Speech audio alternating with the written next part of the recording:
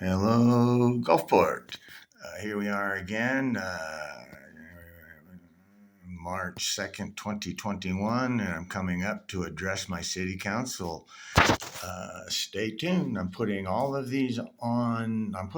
my evidence for my cases on the World Wide Web on my YouTube channel so that I'll be able to then provide all of my evidence to everybody in the world about what's going on in crooked Gulfport, Florida. Here I am speaking about a criminal corporation, which is called Boca Ciega Yacht Club, and they're being protected by the city council, the mayor, and this is what my civil rights lawsuit involves. They weaponize the police force against me, and stay tuned.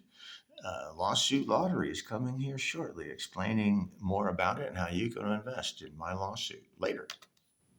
Well, not later. Here. My name is Ray Rodriguez. I've been up here a number of times speaking to my city council. I think this is number 7 or 8 about Boca Ciega Yacht Club and the disgusting attitude that they have towards our community. Ms. Stanos, you had just done a reading about women voting and so forth. And Mr. O'Reilly, you did receive the letter from 11 women from Boca Ciega Yacht Club explaining gender discrimination. And still you do nothing as our human rights officer. Mr. O'Reilly, I understand as a human rights officer, you did receive the Pinellas County Office of Human Rights number 19-007, where Boca Ciega Yacht Club was deemed anti-Semitic and retaliatory. What did you do with that report, Mr. O'Reilly, as a human rights officer? Boca Ciega Yacht Club was also deemed that they do not abide by the Americans with Disability Act in this same Pinellas County of Office of Human Rights investigation 19-007. And besides being discriminatory, this report also said they are retaliatory. Mr. O'Reilly, what did you do with those reports? Mr. O'Reilly, I understand you've signed a lease with Boca Ciega Yacht Club behind closed doors.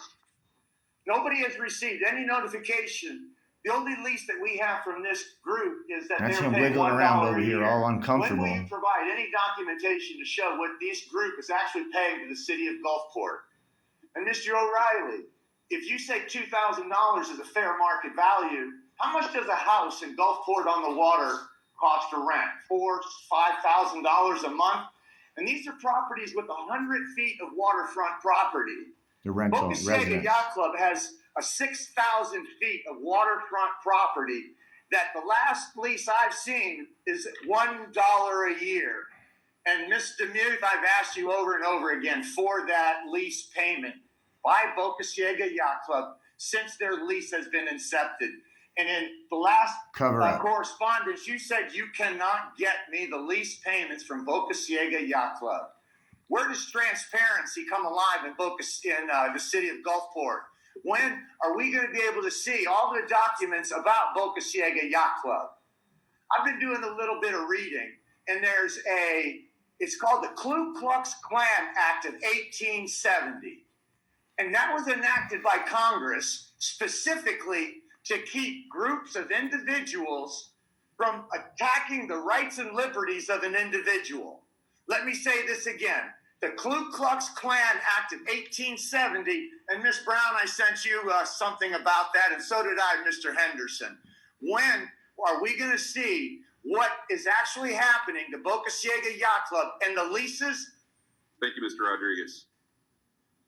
Anyone else for criminal yacht club cover-up by the city, yes, and it takes a federal lawsuit to bring this forward. This is evidence in my federal lawsuit. I'll be bringing more of these forward. Stay tuned. What could go wrong?